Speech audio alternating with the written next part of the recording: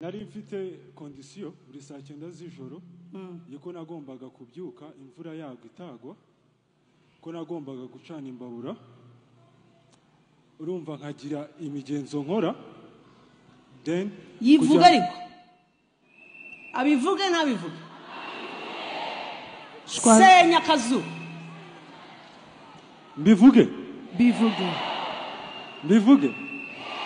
bari baramubwiye ngo umunsi azabivuga azahita apfa ubwo nyine.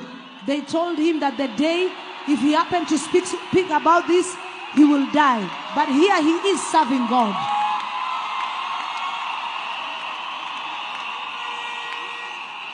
Come.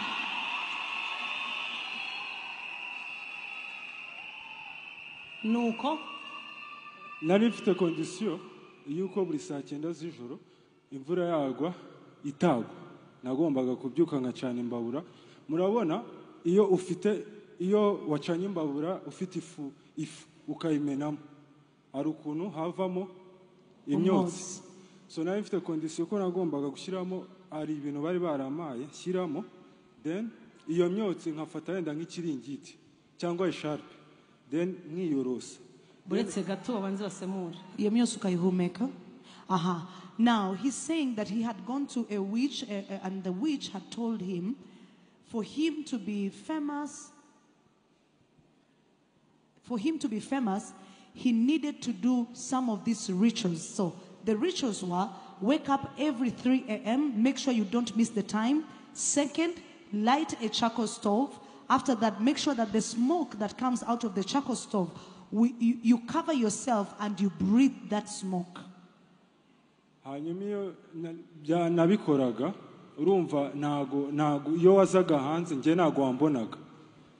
Wabagurihe nyine wowe wenda ubyutse ugasohoka hanze nago wambonaga ko ndi muri iyo area. Wabaga invisible. Nyine icyo mvuga amaso y'umuntu ntago yabasha kukubona. Wapi? Fire.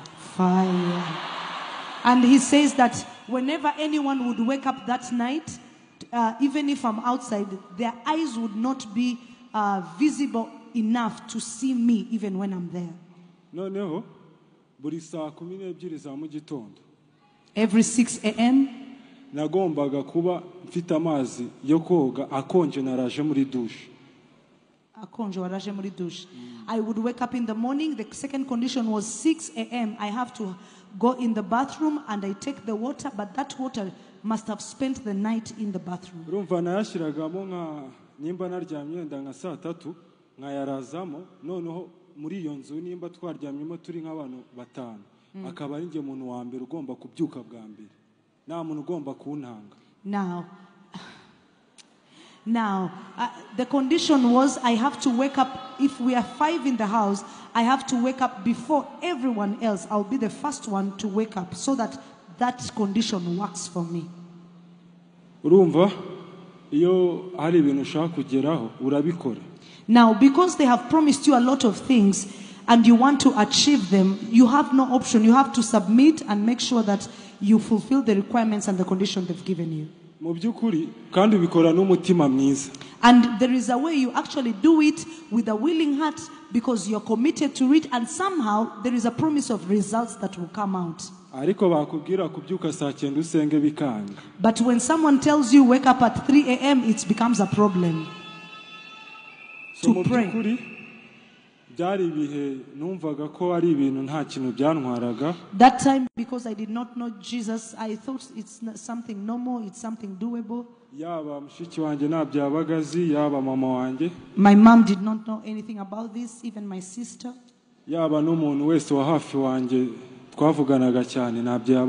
Every closest person, no one knew about these stories.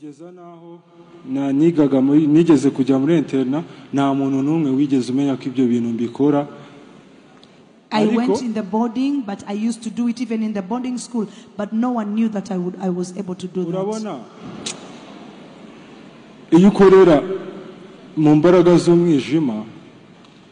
Ubikora kuri kondisiyo baba baguhaye kuko nta kindi kintu bumva, nta kintu kindi warenza na wa muntu byita niyo waba ufite girlfriend nta kintu wamubwira ntacyo ibintu wahishe mama wawe si ubwo umuntu mukundana bimubwira nibikunda gusa ndashima uyu mwami. But I want to thank the Lord so much. I had a lot of things that I would do in a secret place. My mother did not know, my close friends. Even when I had a girlfriend, I could not tell anything to them. All my friends, no one who was close to me knew about what I was going through. Sinzi Imana ikuntu ibikoze gusa nari mfite gahunda yo gushimira abantu batatu imbere y'imbaga y'aba bantu. I have always been wanting to thank the Lord and to thank at least 3 people among these people. Numvaga nyine ngiye guhagarara imbere y'aba bantu numvaga ntabikora. I felt like this was very hard for me to do. Uyu mumama, this mother, intambara yarwanya amajoro kubera nje. He fought night battles because of me. Kubera nje. She fought because of me. Akamamagara saa 8 saa 9 ashaka kumenya uko meze. She would call me 3 a.m., 2 a.m. asking me, how are you doing? How is everything? Mami ndagukunda. Mommy, you changed my life so much.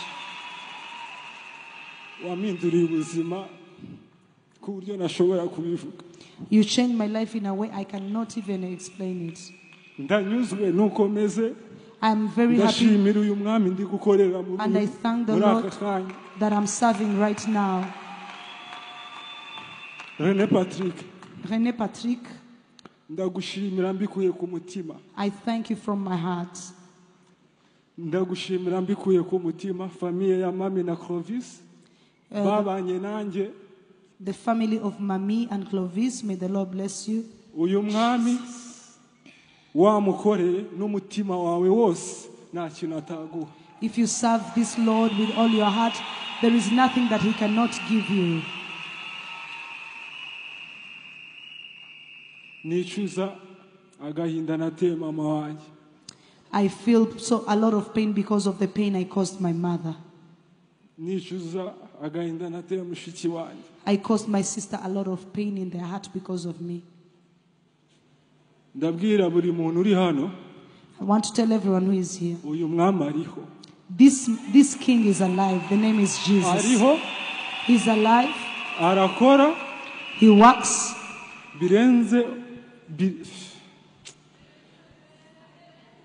Reka mbabwire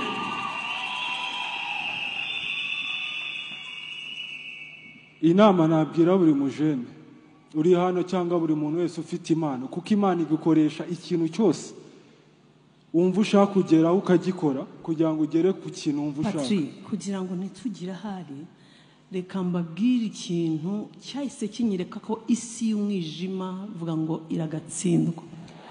The spiritual world of darkness is very bad. You remember the day when he testified the first time in church? He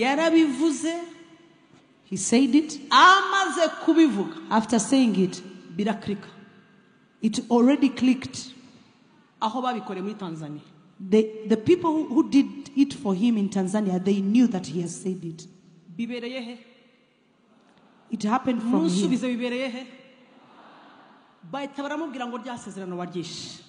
They called and told him, you have betrayed the promise we made. And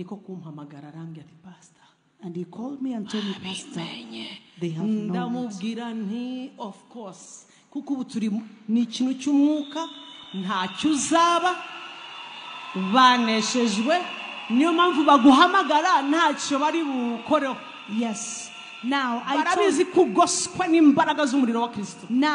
told him, be still. It's true, they have to know it because it's a spiritual battle. And right now, as we speak, you are covered and nothing wrong will happen to you.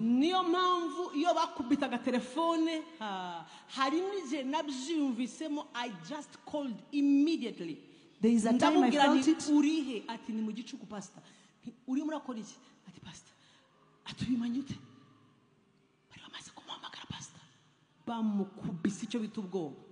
They had called, and after calling, Pastor, umugore bamenye gute? Bamubwiwe nande? Umugore bamubwiwe niki? Abantu bari muri Tanzania ndi Kigali, umugore bamubwiwe ni iki? Mbwirira ukwegereye ubwami bw'Imana n'impamo.